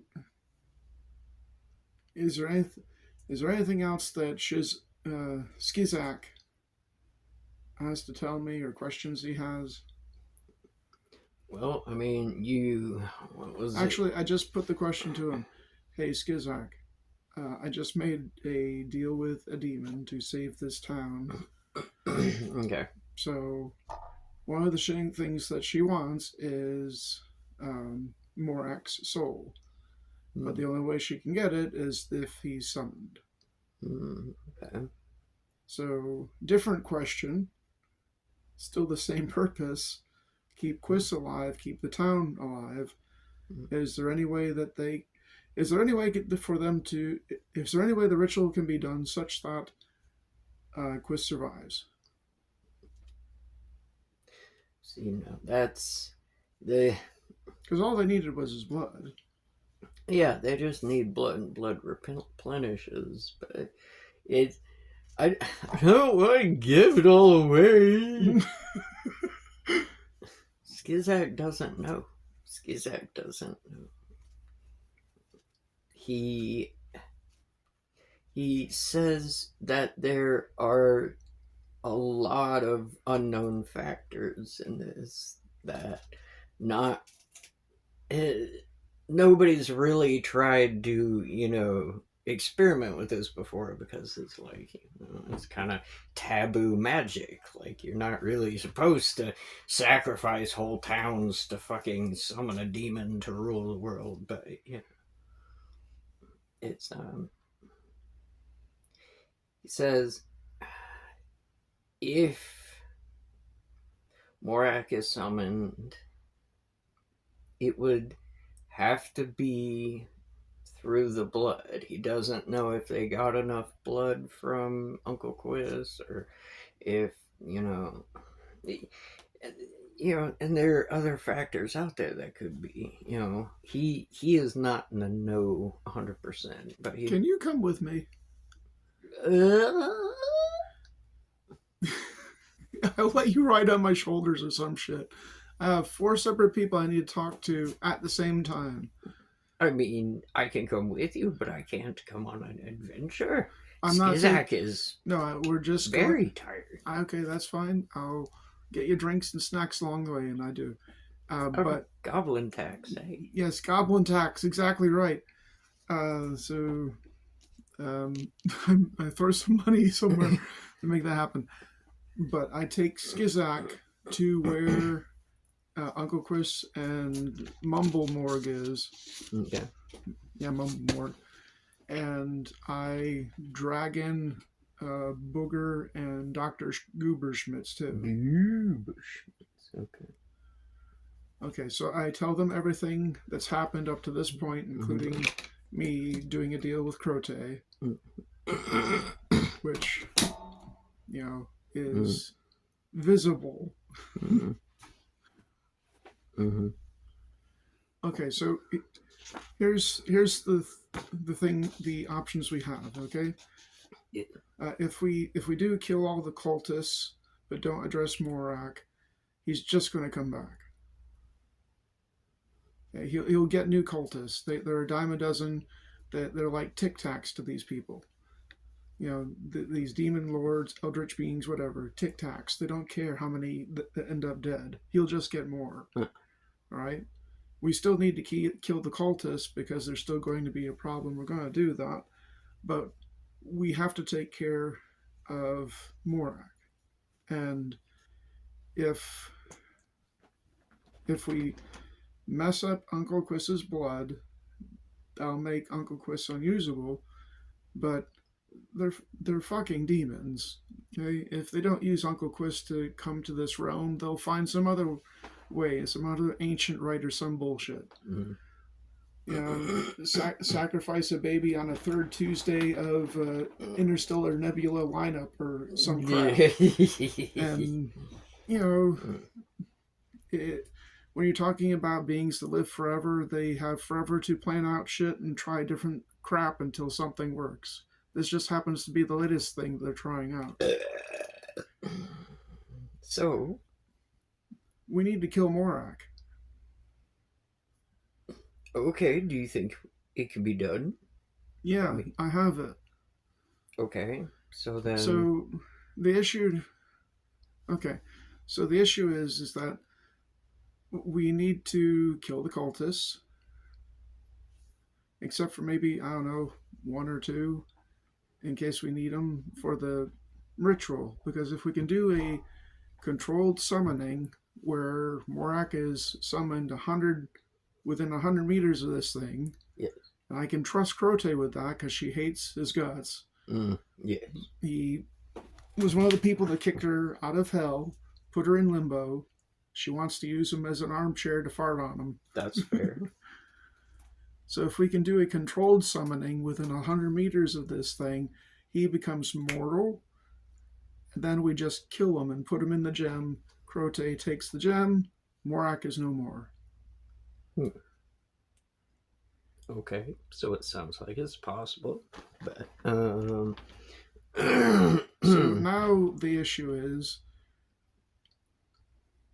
how do we do a summoning that involves Uncle Quist surviving that?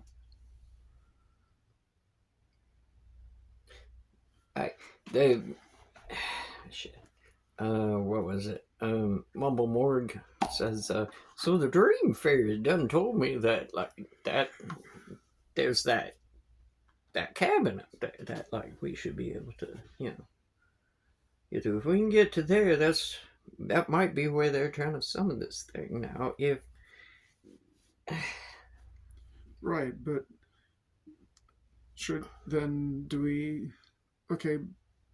but in the interest of killing Morak forever, getting rid of him so he's no longer a threat because he doesn't exist, he's an armchair, do we then take Uncle Quist with us?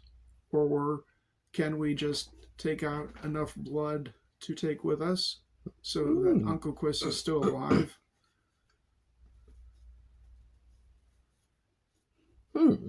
Because the whole thing started with trying to keep Uncle Quist alive, and I want to keep doing that, but I also want to protect this town. And if we can eliminate this threat permanently by turning it into an armchair for Crote to fart on, then that's the best plan. Yes. So, Skizak. Well, I mean, they've all kind of, Dr. Gooberschmitz has the ability to, take and give blood, so he would be able to remove some blood from Quist. Skizak. I feel like I'm having a stroke every time I try to remember that name. Just remember Balzac, but it's Skizak. Skizak, yeah. He might be able to have some. He is one with the ritual. He would be able to find some way to keep it fresh and preserve it until you get to where you need it instead of having to take it on the spot. So yeah, I mean, can we do this before tomorrow? Because that's when Toby's supposed to be back. Well, He just woke up today, recovering from them taking a lot of blood. So, Dr. Guberschmidt says, well, Because if we don't do something tomorrow, like set up for that cabin, they're going to come back, and they're going to come back in greater numbers. Well, I talked to the council about protecting this place, but without knowing what those numbers are, I can't say if it's just going to be like twice what we saw in the field or a couple thousand more. Well, he says, I would feel more comfortable if we took blood from him tomorrow because he just got over that. So, I mean, we might need to give him a little more time to recover before we just stab him again and Can we drain him. pump him full of healing potions?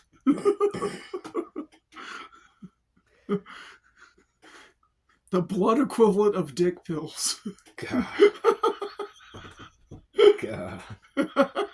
I mean, you're not wrong, I guess, but like, fuck. I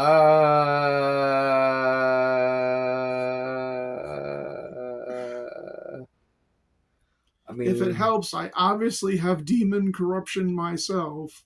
Yeah, yeah, different demon though, and I don't know.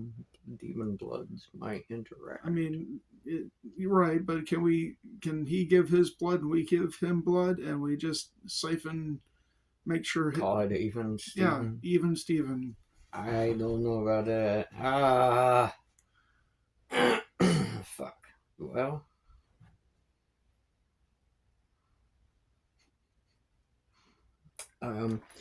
I mean, Jesus, this gets a lot more technical than I ever really planned it to. I mean, there's no way of knowing for sure if he would survive with a different demon's blood in him because, like, because like different demons, different lineages. Okay, so wait, but you're not fully goblin, not fully. Well, I'm not fully anything right now. I'm not human anymore. Yeah,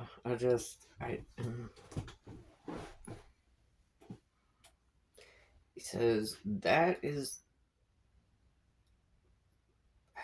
would possibly be a very bad thing.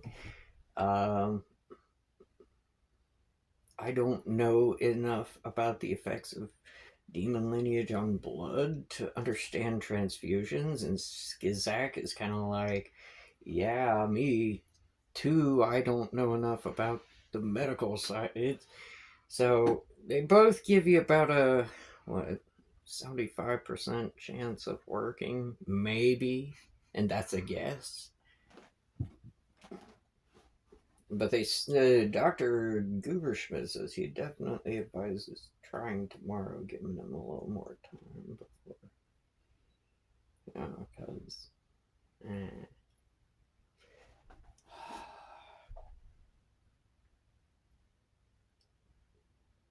He says, honestly, this is something we should probably be asking Uncle Quiz if he's okay with it. He'd be in the room Uncle with us. Quiz would definitely... Okay.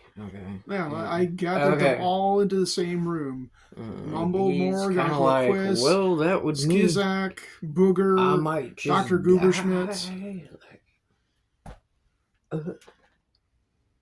Well, I definitely don't want that, Uncle Quiz, but the thing is this. As long as you're alive, they're going to be trying to kill you. And if we kill these cultists, he'll just get more. He'll chase your ass around until you either die of natural causes or they catch you. Mm. Because the person who's responsible for all this shit is on another dimension we can't reach. So the only real way to put a stop to this and allow you to live out, what's left of your life peacefully is to kill that fucker Morak. Mm. Because he's just going to get more cultists no matter how many we kill. Yeah.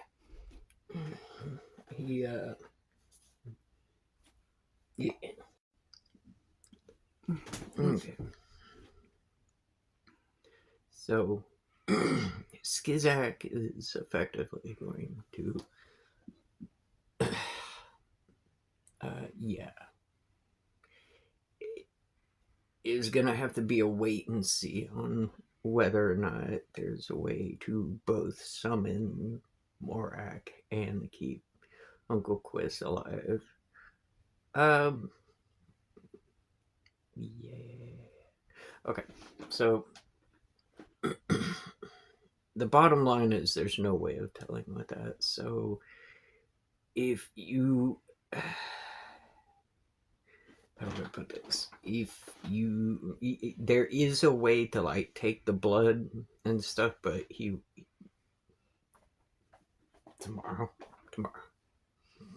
but they would be able to do that. And tomorrow's the day that also what's his face is supposed to come back, Toby, with the other people. But the other thing we can do is, I think I may have already mentioned it, is we could go kill the cultists, keep like 2 of them alive, and when we're ready, summon Morak under a controlled summoning. Okay, so like force the cultists to do the thing, or just, depending on its complexity, just force them to tell us and then we kill them. Okay. Put them in the gem too. Okay. Well, it's pretty cool. It's like a Shang Tsung kind of thing. I was thinking kind of like that fucking triangle thing in fucking Superman. The fucking glass thing where he put the people on. No, they like shrivel up. Yeah. Flying off in space. Some shit like that, yeah. And, alright. So, there are possibilities with that will have to be looked on later. Was there anything else you were going to talk to with them? Or talk about? Not really, just okay. Just reconfirming with all of them that the best plan would be to kill the cultists, summon Morak under a controlled situation where this gem is easily within 100 meters of where he comes in. And as soon as he comes in, we just stomp his ass into the dirt. Okay. Because he'll be mortal. Yeah. We kill him, we put him in the gem, Morak's gone forever as soon as I give him over to Crote. Yes. I mean, that would definitely be preferable. So, alright. They're all understanding.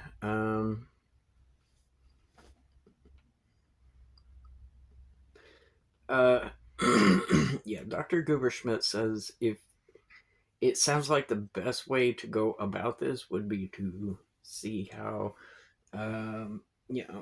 Quiz is about, trying to relieve him of some more of his lifeblood tomorrow and see if you can get enough without, killing the old fella and still have enough to hopefully finish the ritual.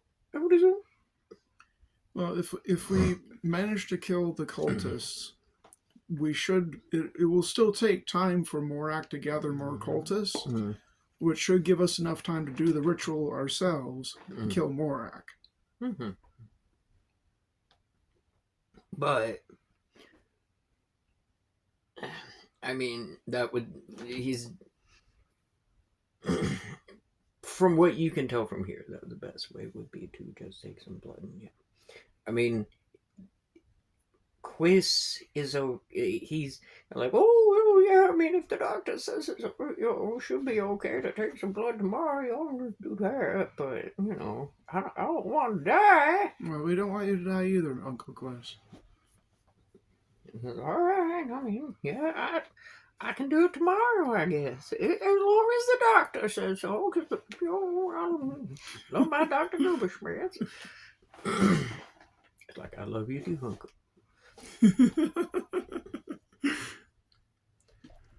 And so, yeah.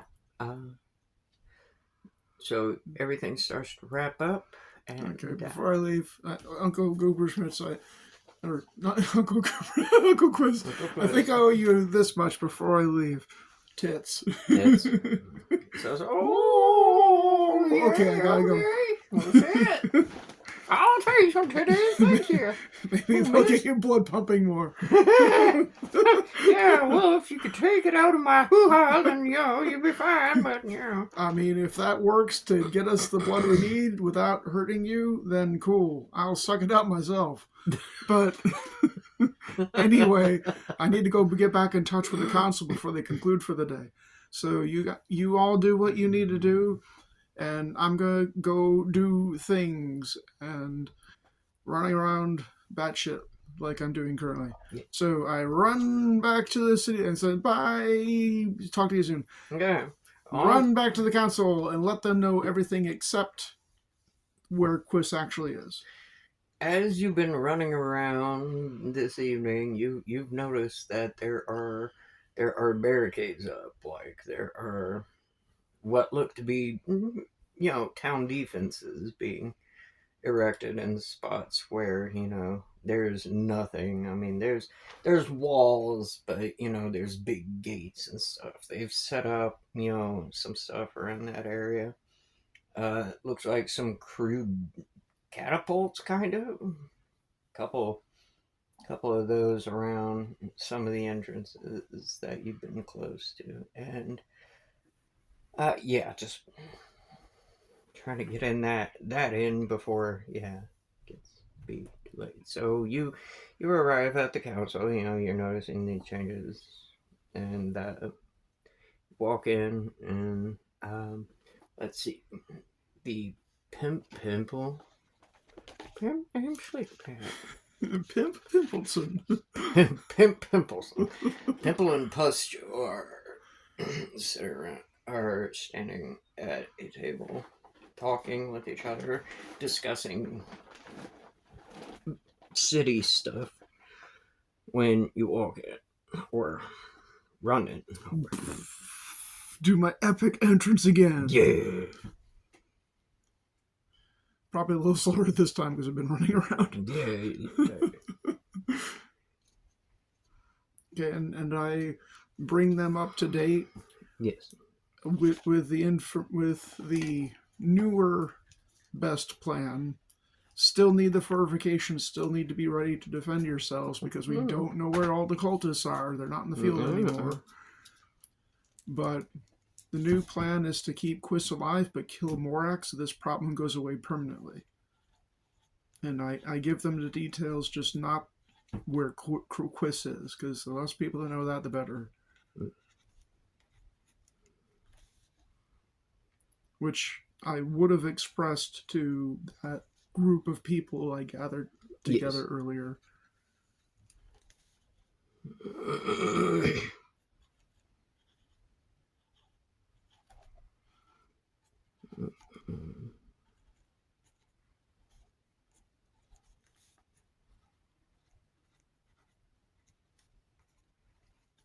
Okay. So I'm sorry. What? So.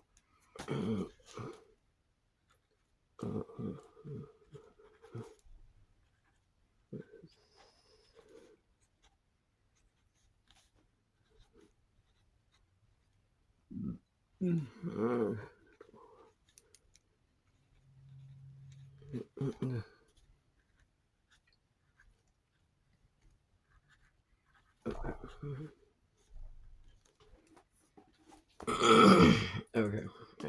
God. Okay. So, what were you talking with the council about? I'm sorry. Just to update them about everything, including the new best plan. Still leaving out where Uncle Quiz is, because no one needs to know that except that select group of people that I talked to just a moment ago. Okay. Because the goal is to make this problem go away forever, And the Yeah, best way to do that is to just eliminate fucking Morak. kill Morak. Okay. Well, And I got the power.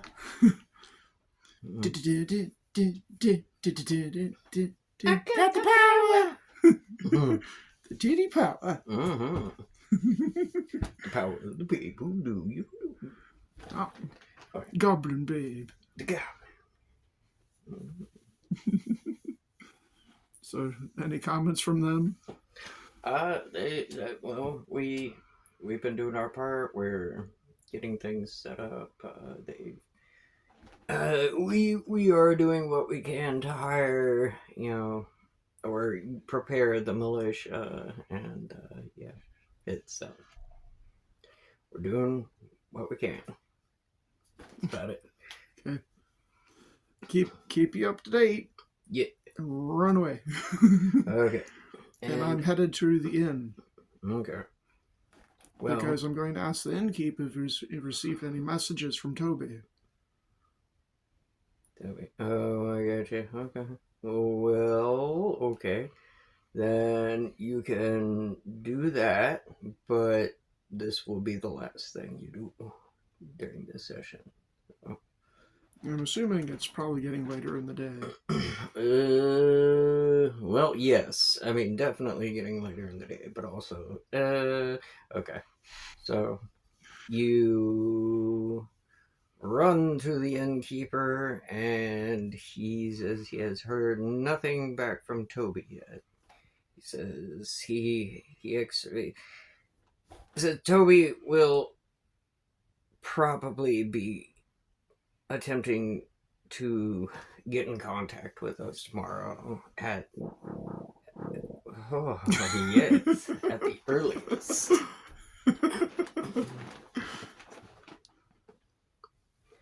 If we receive any messages in the night, we will hold them for you until tomorrow. Or when we next see you. We assume you're here for Meeka or Mira. We're married. Oh, Not officially yet, but she's my wife, and I'm her wife. So I've been staying with her. Y'all are adorable. Yes.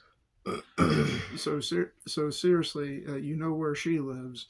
If you receive any communications, and I'm most likely probably going to be there or checking in with you at some point. So if you get a message before I wake up tomorrow, just wake my ass up. Okay. He says, "Will do." And that's all I can do until tomorrow, pretty much. So just to get my mind off of everything and to de-stress and to stop from bouncing off the walls, I go help Mira out with whatever basic stuff that she's up to. And hey, baby, like the new look? She kind of like the fingers looking a little more slender. Yep. Wonder where you can fit them. Give a deeper claw now. But yeah, I help her out with her work, so it's a little easier, and also to get my mind off of things. And then eventually she gets off work. We both go home. Well, I mean, you leave to go home. To go home? You leave to go home. Oh. At one of the gates, you hear, God, what? Hold on. Brain's doing the thing. You hear, intruders! Fucking. It's from one of the gates. And you hear great commotion around the areas. People file out. The militia files out with, arms and armor and all that. And, they step up to the gate. And, I would assume this is like the northern gate, because y'all are around the center, and the north would probably be about ready to go. And you see coming up to the gate figures in armor, and the armor has a leaf on the chest. Well, fuck. And that's where we end this segment. Thank you for watching, peeps. See you next time.